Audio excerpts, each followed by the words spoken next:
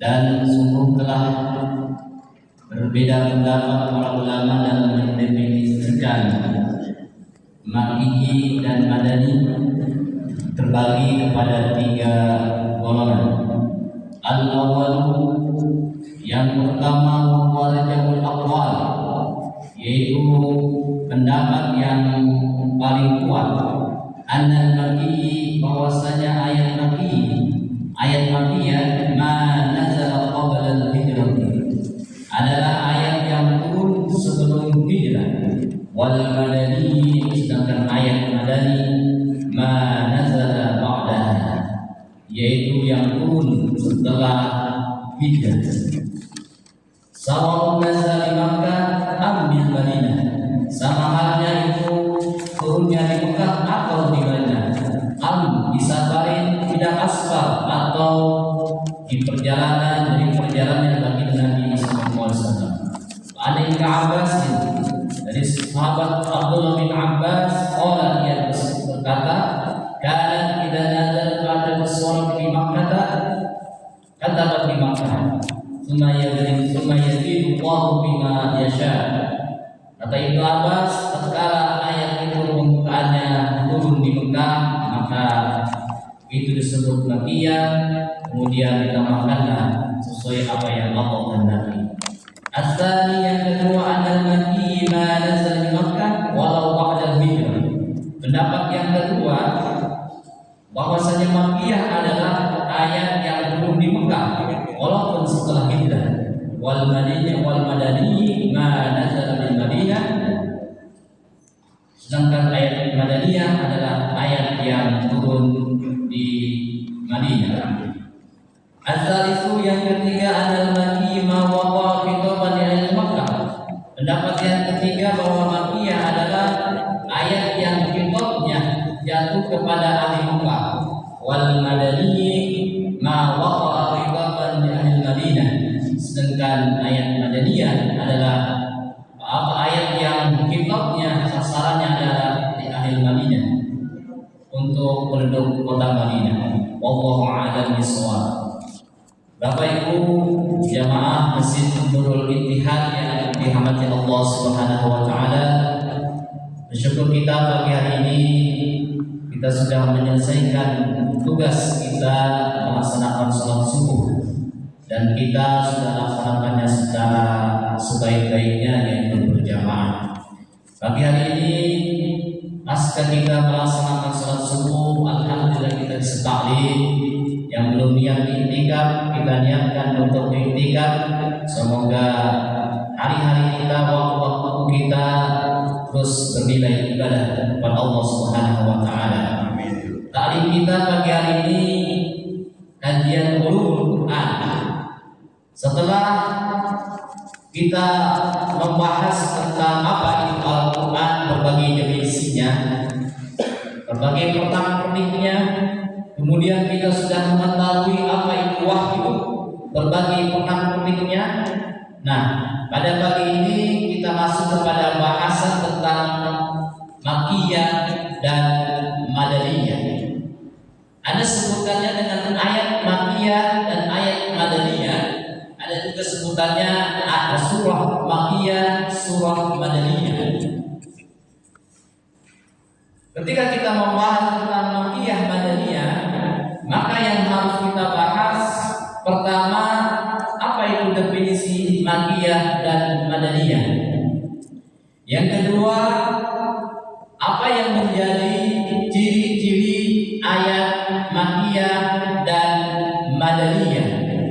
Dan yang ketiga, surat apa saja yang tergolong kepada Makkiyah dan Madaniyah.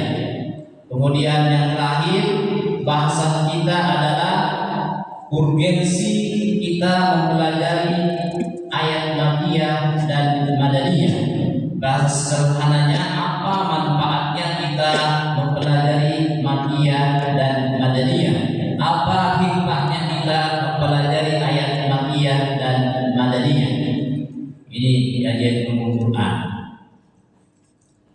Pertama, definisi secara bahasa tentu kalau Makkiyah berarti bangsa Sementara Madaniyah berarti bangsa Madaniyah. Secara istilah definisi Makkiyah dan Madaniyah, para ulama terbagi menjadi 3 pendapat.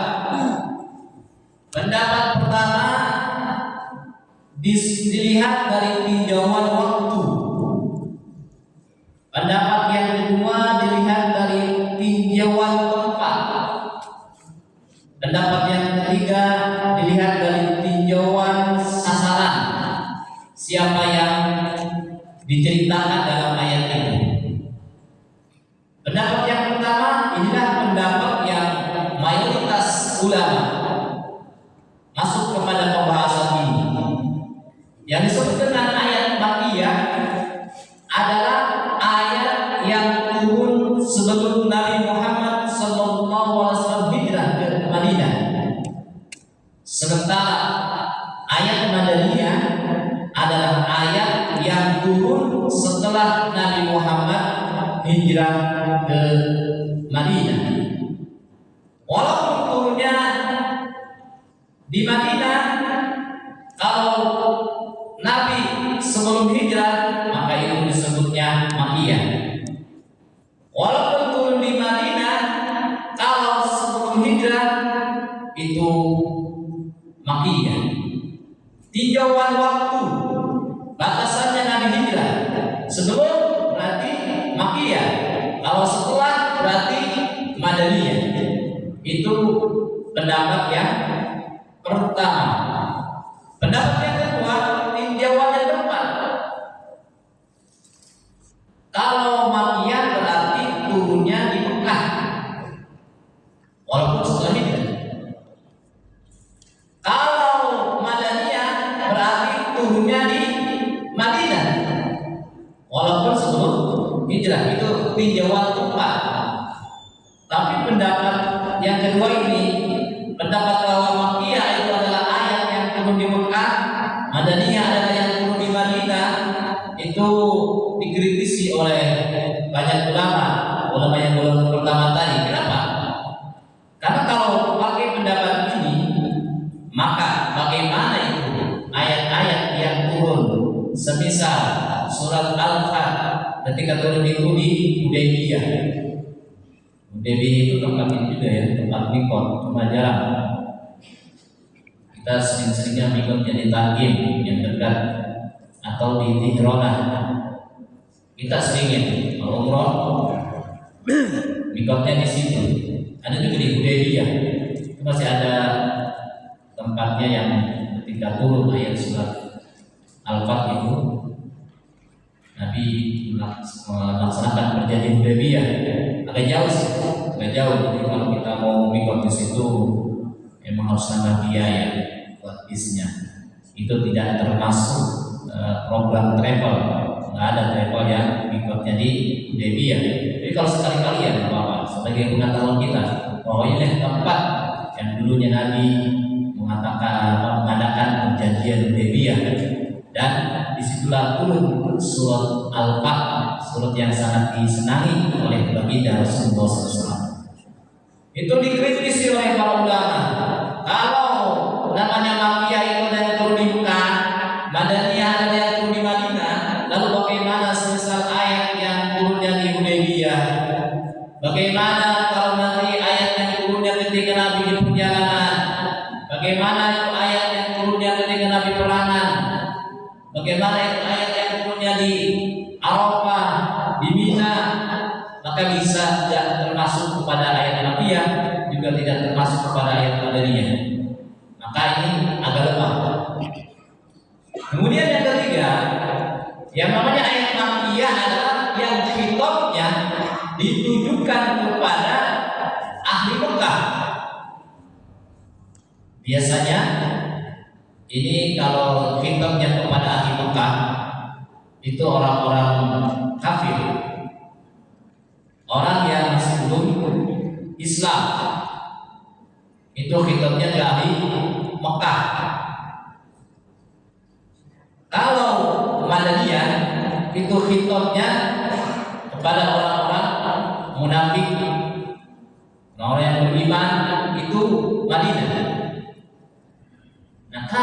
pakai pendapat ini yang ketiga ini dikritisi juga oleh para ulama. Kenapa? Iya, namanya Quran itu bukan untuk penduduk Mekah doang. Quran itu bukan untuk penduduk Madinah doang, tapi bagi seluruh manusia yang ada di jagat raya ini. Ini dikritisi juga oleh para ulama. Sehingga dengan demikian pendapat yang paling sahih, pendapat yang paling jumhur ulama bahwa Makkiyah itu adalah ayat yang turun sebelum Nabi Muhammad hijrah, walaupun turunnya di Madinah. Dan ayat Madaniyah adalah ayat yang turun setelah Nabi Muhammad hijrah, walaupun turunnya di Mekah. Dan ada yang turunnya di Mekah setelah Nabi hijrah. Tidak aja ada suruh. Ada. Apa contohnya? Itu surat Al-Yawma akmaltu lakum dinakum wa atmamtu alaykum ni'mati wa raditu lakumul Islam dinan. Itu surat Madaniyah. Kenapa? Karena turunnya setelah Nabi Muhammad hijrah, walaupun turunnya di Mekah, tapi tidak dikatakan sebagai ayat Makkiyah. Karena turunnya setelah Nabi Muhammad hijrah, maka disebut dengan ayat Madaniyah. Itu kalau kita bicara tentang definisi. Jadi udah definisi, kalau sudah paham, berarti kita lanjut kepada berikutnya. Apa itu ciri ayat Makkiyah dan ciri ayat Madaniyah? Ini sebetulnya teori ya. Teori sebab apa? Sebab kalau kita buka Al-Quran itu sudah diklasifikasikan oleh para ulama. Jadi kalau kita buka Al-Quran yang ujungnya ada ini surat Madaniyah, ini surat Makkiyah, sudah ada. Jadi sekarang kita menjadi ilmuwan. Apa itu ilmuwan? Tidak hanya sekedar melihat yang sudah dirumuskan oleh para ulama, tapi kita juga tahu bagaimana itu ulama kok bisa ini mengklasifikasikan kepada ayat Makkiyah dan ayat Madaniyah. Ya, ini ilmu. Tapi nanti kita akan tahu betapa pentingnya mempelajari ilmu ini ketika kita sudah sampai kepada pembahasan urgensi mempelajari ayat Makkiyah dan Madaniyah. Jadi ciri-cirinya secara sederhana kepada ulama, yang pertama cirinya itu kalau surat Makkiyah itu isinya itu berceritakan tentang ketauhidan, tauhid. Sementara ayat Madaniyah itu isinya tentang hukum, bisa hukum ketatanegaraan, bisa hukum tentang puasa, bisa hukum tentang zakat, tentang haji. Itu Madaniyah.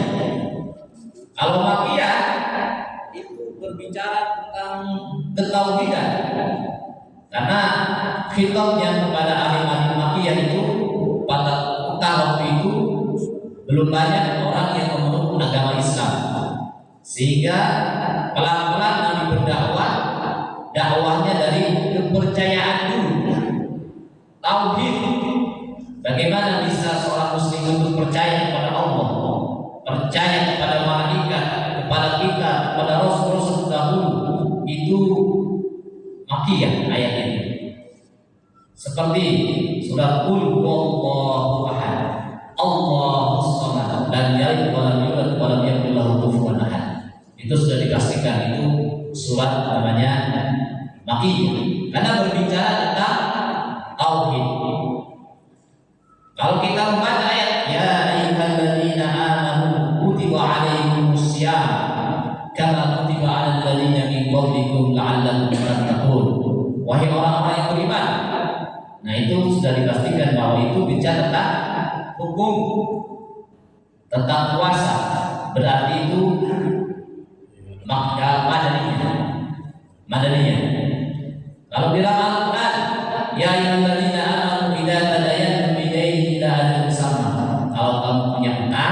catatkan. Itu kan sudah terkait hukum Islam.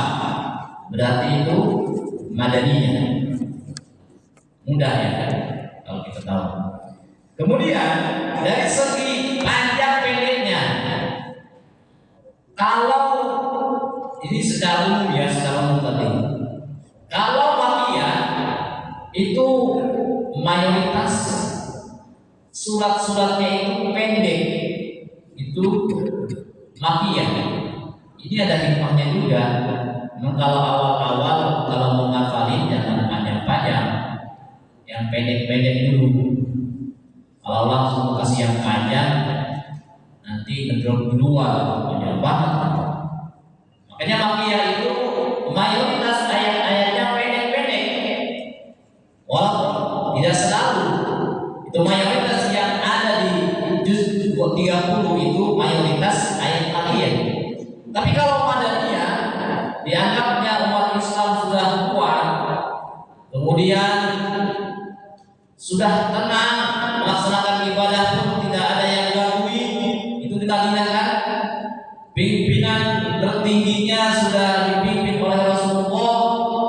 Umat Islam kalau menghafalkan sudah tenang, sehingga ayat-ayatnya itu surat-suratnya Madaniyah itu mayoritas surat-surat yang panjang seperti Al-Baqarah, Ali Imran, Al-Maidah, itu ayat-ayat Madaniyah.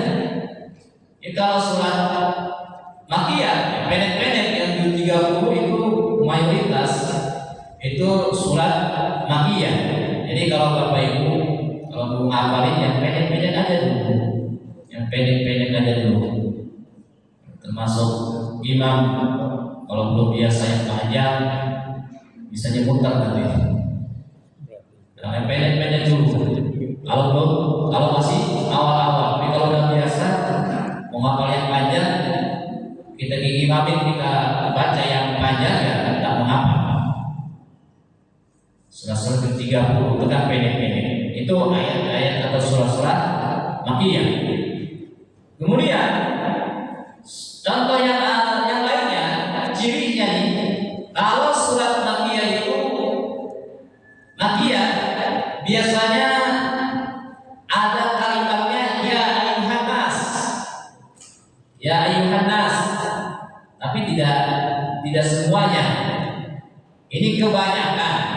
Kalau ayat yang diawali dengan kalimat ya ayuhan nas, wahai manusia.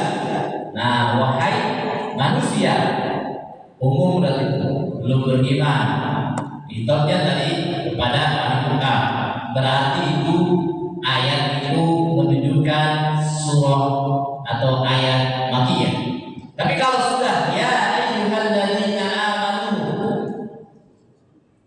ya ayyuhalladzina amanu anfusakum wa ahlikum nar. Nah, itu kalau ya ayyuhalladzina amanu itu berarti surat Madaniyah. Udah nih. Karena di Madinah itu, periode Madinah itu orang-orang sudah pada beriman, sehingga panggilan Allah kepada orang-orang Madinah itu pakai ya ayyuhalladzina amanu, wahai orang-orang yang beriman. Kalau masih di Mekah ya ayyuhan nas, karena yang beriman masih sedikit, sehingga dipanggilnya wahai manusia secara umum. Itu ayat Makiyah. Kemudian contoh yang lainnya, bila ada cerita nabi-nabi terdahulu, Nabi Adam, ini mayoritas ya, Nabi Adam, kemudian Nabi Idris, Nabi Ibrahim, itu mayoritas surat Makiyah.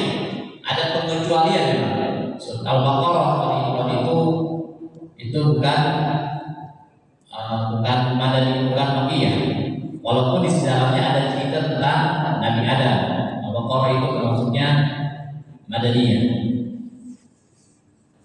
Kemudian kalau kita menemukan di dalam Al-Quran itu diawali dengan huruf-huruf muqatta'ah. Huruf-huruf muqatta'ah apa itu? seperti alif lam mim, ha mim, ta sin mim, itu namanya huruf muqatta'ah awal-awal surat. Kalau surat diawali dengan kalimat-kalimat itu adalah makiyah. Tapi ada pengecualian juga, kecuali Al-Baqarah, Al-Imran, Ar-Rahman. Itu bukan, ada pengecualian juga. Jadi nggak selalu. Tapi mayoritas kalau ayat itu surah diawali dengan alif lam mim, diawali dengan ta sin mim, diawali dengan hamim, hamim. Banyak yang ini ya. Keasikan kan.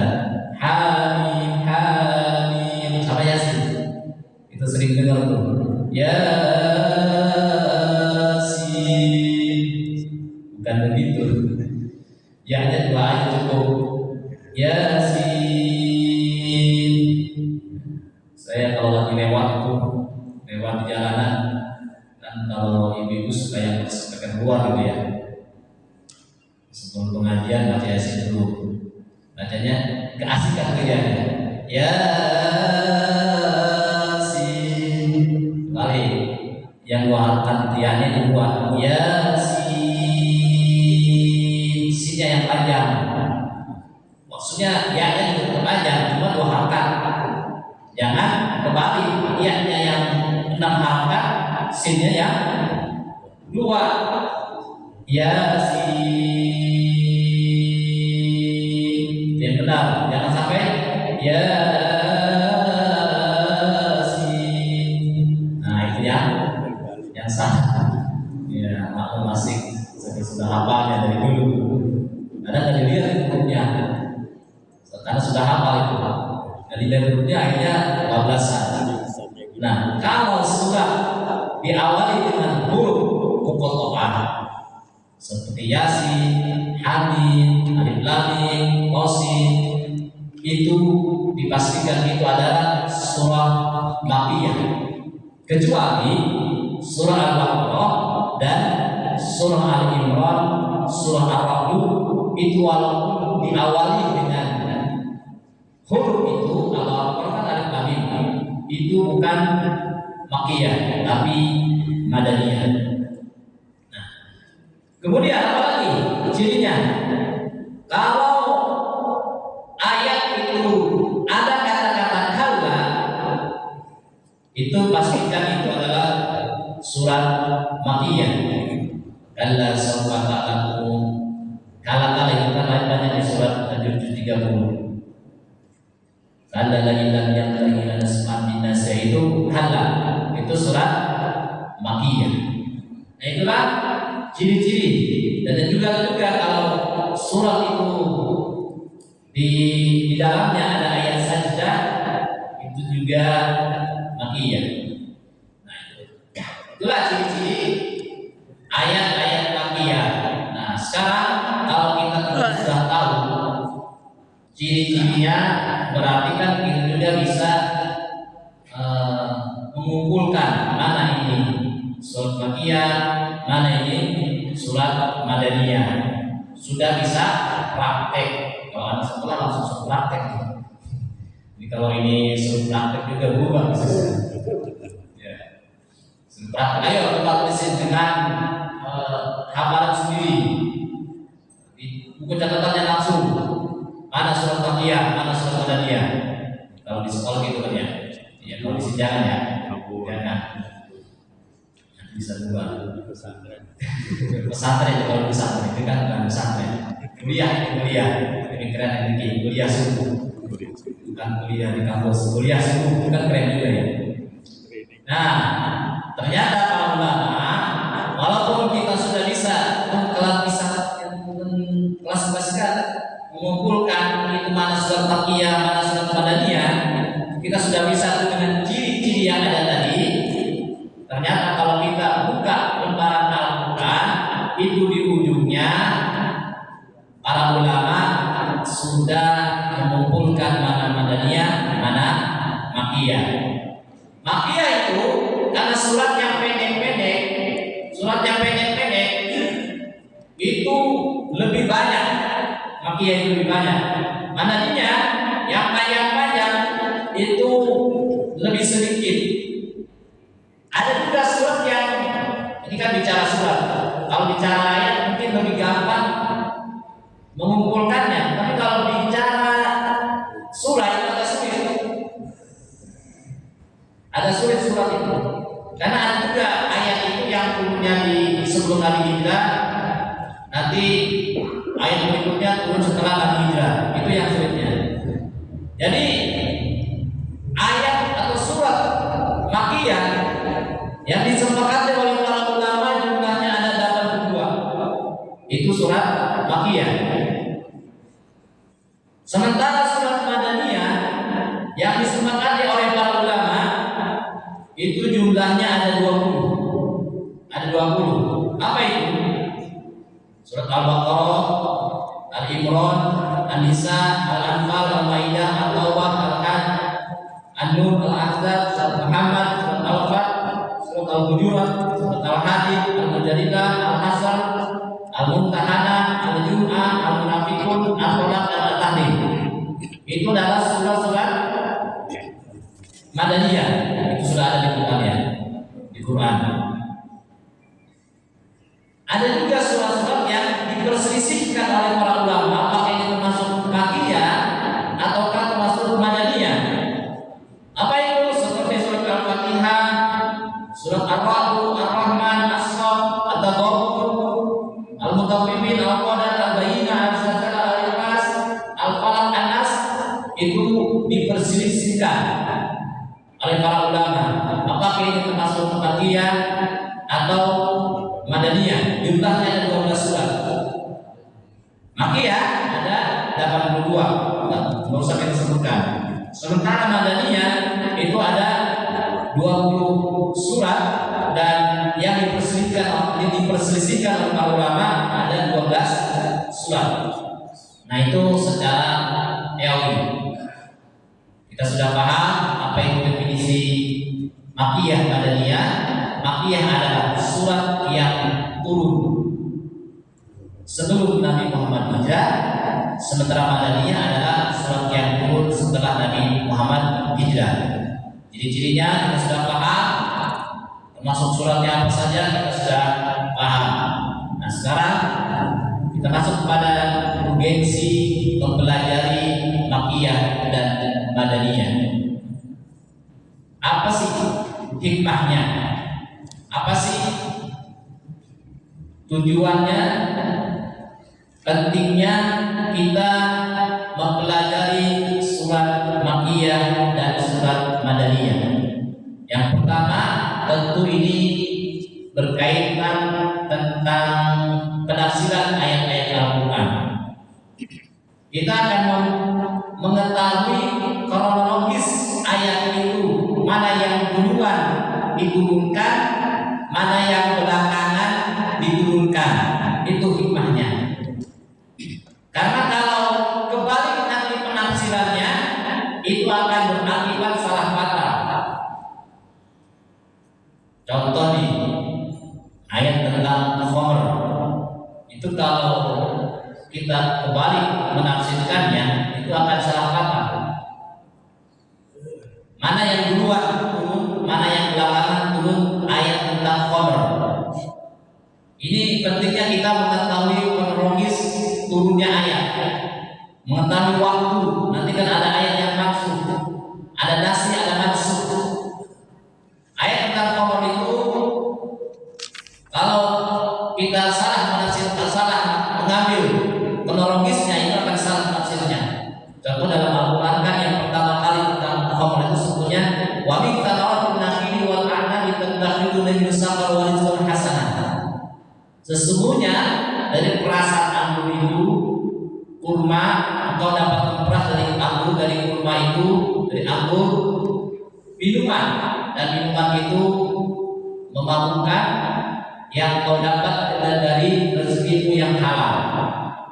Nah sehingga kalau tanpa mengetahui kronologis ayat, orang dengan melihat ayat ini akan mengatakan bahwa khamr itu halal.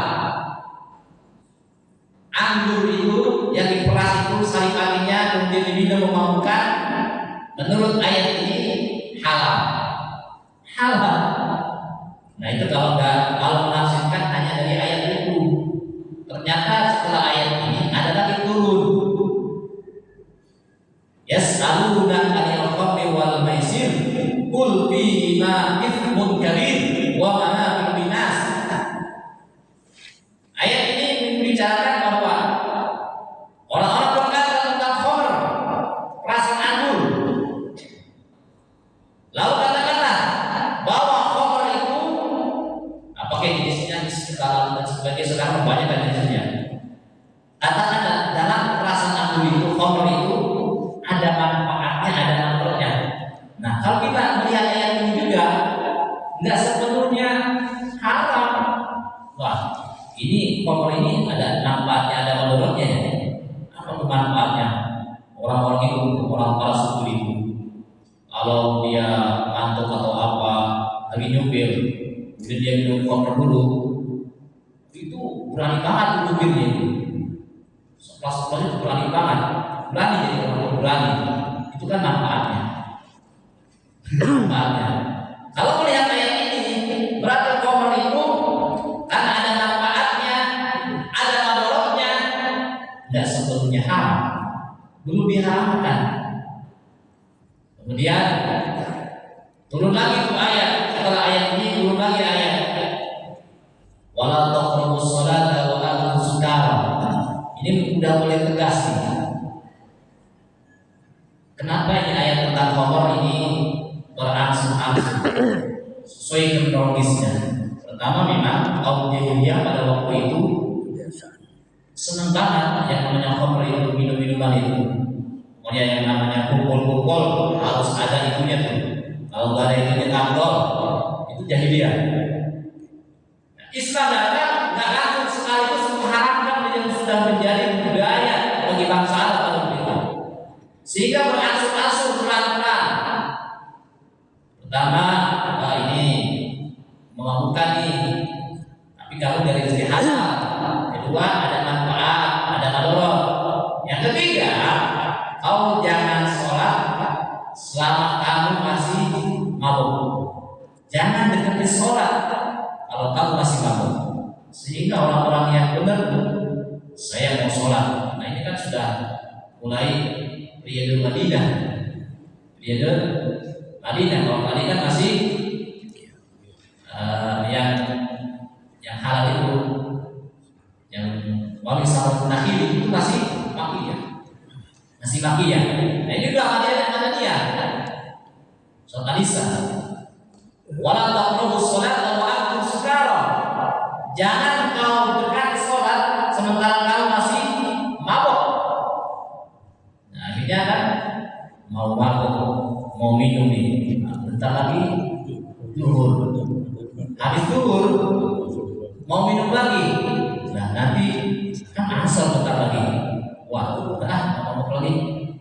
Habis sholat asar mau minum lagi. Bentar lagi maghrib. Akhirnya sudah mulai dikurangi itu.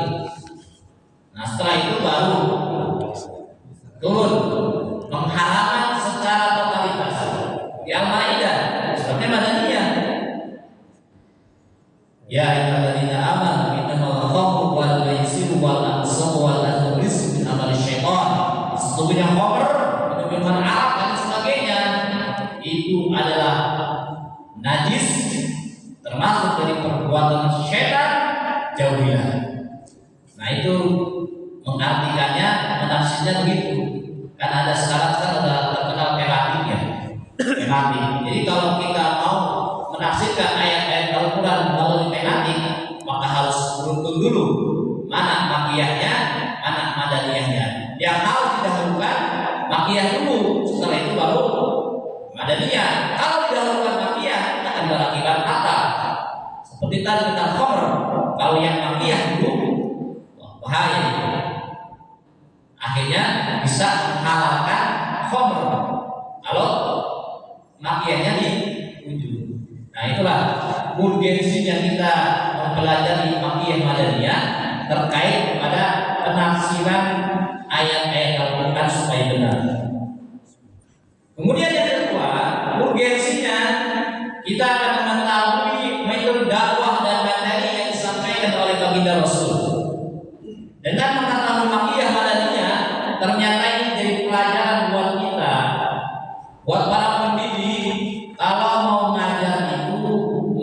mestinya dari yang mudah dulu, mestinya dari yang pendek-pendek dulu, mestinya dari yang disesuaikan dulu audiens ini seperti apa. Apakah ini sudah paham ini belum? Makanya sudah ada kalau mau kita mau masuk sekolah, mau masuk ke perguruan tinggi itu ada tes. Supaya apa? Supaya jadi standarisasi. Nanti yang akan diajarkan itu apa saja yang perlu dimengerti oleh para siswa di tesnya itu. Itu buat para pendidik. Dan juga kita akan mengetahui dengan mempelajari Makiyah Madaniyah ini perjalanan hidup Nabi Muhammad SAW, sejarah hidupnya Nabi Muhammad. Ini yang penting dalam sejarah ini, perjalanan hidup Nabi Muhammad. Masuk saya disampaikan tentang Mekah. Mekah itu memang mulia, Madinah juga mulia, karena memang bersentuhan dengan baginda Nabi Muhammad SAW. Sebab itu coba kita perhatikan orang-orang yang ada di Madinah itu luar biasa. Mereka hidupnya makmur, hidupnya bahagia, karena bersentuhan dengan baginda Nabi Muhammad SAW. Ya kita pun nampaknya kalau ingin bahagia, hidup kita jangan jauh-jauh dari Nabi Muhammad. Salah satu cara yang sederhana itu masukkan Nabi Muhammad ke dalam hati kita dengan cara membaca sholawat. Itu supaya kita juga bawa mulia. Walaupun Mekah itu kemuliaannya bukan hanya terbatas kepada sentuhan dan Nabi Muhammad. Karena sebelum Nabi Muhammad ternyata Mekah itu sudah banyak diminati oleh orang. Dan ini para nabi, ya terutama Nabi Ibrahim alaihissalam itu sudah menuduki kota Mekah itu sedari dulu. Itu yang namanya bangunan Ka'bah. Bangunan Ka'bah itu ditinggikan oleh Nabi Ibrahim. Tapi sebelumnya sudah ada bangunannya, fondasi awalnya. Siapa yang membangun? Ada dua pendapat. Pertama yang membangun katanya malaikat, yang sahih banyak dibangun oleh Nabi Adam. Sehingga pada zaman Nabi Ibrahim itu hanya meninggikan aja bangunannya itu. Itu luar biasa. Coba nih kita perhatikan nih. Ini ayat tentang Ka'bah ini, tentang Nabi Ibrahim pertama kali menginjakkan kakinya di kota suci Mekah. Ini ayatnya tadi saya baca tuh. Ayatnya tadi saya baca kalau perhatikan. Rabbana inni askantu min dzurriyyati biwadin ghairi dzalika inda baitikal haram. Rabbana yuqimus shalah faj'al afidatan minan nas tahwi ilaihim warzuqhum minas thamarati la'allahum yashkurun. Jadi Nabi Ibrahim itu memang dikasih anaknya lama. Udah nikah 80 tahun belum punya anak. Kalau kita kan enggak ada istrinya. Nikah baru setahun 2 tahun kita sudah punya anak. Syukur kita. Ternyata Nabi Ibrahim itu nikah sudah sekian lama belum punya anak. Pas baru punya anak diperintahkan oleh Allah suruh pergi ke Mekah itu. Jadi Nabi Ibrahim bersama istrinya Siti Hajar, kemudian anaknya Ismail yang masih kecil itu dibawa ke Makkah. Makkah itu artinya ya tempat Ka'bah. Ada yang sudah ada di situ Ka'bah itu, cuma masih dasarnya belum setinggi seperti sekarang. Nah, ketika Nabi Ibrahim menempatkan Siti Hajar dan Nabi Ismail di Makkah itu, Nabi Ibrahim diperintahkan untuk dakwah ke tempat lain. Coba kita bayangkan ini. Kemudian ketika Nabi Ibrahim berbicara atau pamitlah ke Siti Hajar, istriku saya diperintahkan, saya mau pergi berdakwah. Itu jawaban Siti Hajar tidak begini. Buat di rumah ongkosnya mana nih, beras, bayar sekolah anak, dan begitu tuh Siti Hajar. Tapi yang pertama kali ditanya kepada Nabi Ibrahim ketika mau ditinggal oleh suaminya, apakah Allah memerintahkan ini?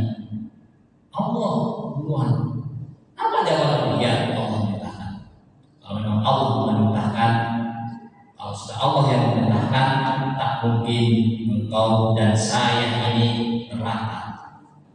Coba bayangkan, Nabi Ismail dan Siti Hajar itu ditinggal oleh ayahnya di tempat itu tidak ada makan sedikit pun, tidak ada air. Nah ini ayat ini jadi renungan buat kita. Renungan pertama kan, Rabbana inni as'alu. Jadi setelah Nabi Ibrahim balik kepada Siti Hajar, kemudian Nabi Ibrahim sudah jalan agak jauh di atas bukit. Nabi Ibrahim masih melihat istrinya dan anaknya Ismail yang ditinggalkan di padang pasir yang tandus, tempat yang tandus, tidak ada air, tidak ada makanan. Kemudian Nabi Ibrahim di atas bukit berdoa. Apa doanya? Rabbana inni asqatu min dzurriyyati biwadin ghairi dzalin inda baitikal muharram. Nah ini, Tuhanku, saya tinggalkan, saya tempatkan anak dan istri saya itu di wadin, di lembah, bukan lembah, kayak kita cekung gitu ya, di lembah. Ghairi dzalin inda baitikal muharram. Yang lembah itu tidak ada makanan, tidak ada air di sisi rumahmu yang mulia. Nah ini penting buat kita nih. Jadi kalau kita mau memilih tempat tinggal, inda baitikal muharram yang pertama kali dicari. Apa itu? Di rumah Allah, artinya masjid. Nah, nggak apa-apa masjid-masjid begitu juga ya. Yang penting dekat masjid. Ini yang penting. Ad-diyah qabla ad-dar. Kita harus memilih tempat tinggal itu harus utamakan lingkungan sekitar dulu. Bagaimana lingkungannya nih? Jangan-jangan jangan sampai kita memilih komplek mewah. Komplek mewah, dalamnya tetangganya bangun, masjid kagak ada. Ini nggak dianjurkan dalam ayat ini. Pilihlah tempat yang ya kayak komplek Brigade 3 ini kan, walaupun banjir-banjir dikit, tapi di sana tetangganya ada cakep tetangganya. Masjidnya dekat, bisa ke masjid, bisa berjamaah. Ini luar biasa. Dari ayat ini kita diperintahkan kalau memilih tempat tinggal, inda baitikal muharram, yang ada masjidnya. Jangan sampai komplek dan ada masjid yang ketika kita mau sholat Jumat aja harus keluar. Itu paling Jumatan doang. Makanya ada tuh komplek yang mewah katanya di sana, pinggiran lautnya jadi ini juga. Iya, alhamdulillah udah diusulin oleh Menteri Agama. Bagus juga kemudian Muslim buat masjid. Alhamdulillah sudah selesai masjidnya, baru didesain. Semoga cepat selesai ada masjidnya. Nah, selanjutnya apa yang harus kita perhatikan? Rabbana liyuqimus shalah. Nah, ini nih ayat ini juga bisa jadi renungan buat kita. Jadi kalau bapak ibu punya anak di pesantren ini, anak kita di pesantren ini, dititipin ke kiai, nggak usah khawatir. Kalau dulu Nabi Ibrahim menitipkan anaknya, Siti Hajar dan anaknya masih kecil banget, masih bayi, nggak ada itu makanan, nggak ada minuman, tapi Siti Hajar berusaha lari dari Sofa ke Marwah, lari, bayinya nangis, mulutnya nangis, kakinya hentak-hentakin batu. Kalau dipikir-pikir, kaki lawan batu, pastinya mana yang kalah? Kaki bayi lagi. Tapi ajaibnya, ada usaha dari Siti Hajar lari itu dari batu itu mengeluarkan air, jadilah air Zam-Zam. Nah ini perlu kita lihat. Ini kalau kita nempatin anak ke pesantren, nggak usah bingung, nggak usah khawatir. Itu pesantren sudah ada kiainya, sudah ada minumannya, sudah ada bangunannya. Tapi Ismail belum ada bangunannya itu.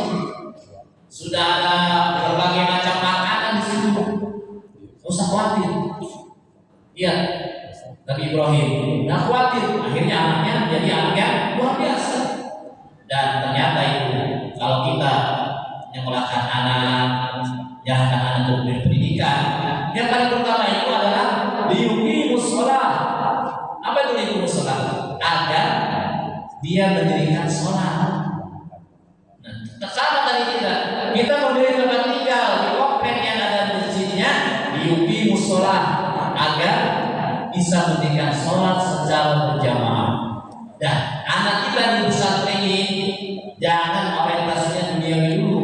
Wah, anak kita ini masuk sekolah ini nanti biar pendidikannya bagus, dia biar menjadi sarjana, dapat kerja, jadi direktur, jadi kondektur, terus semua. Jangan itu dulu.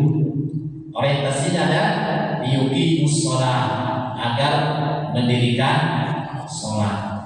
Ini penting buat kita. Ada ini yang ada pesantren. Yakin bahwa dengan pesantren ini anak kita akan lebih baik.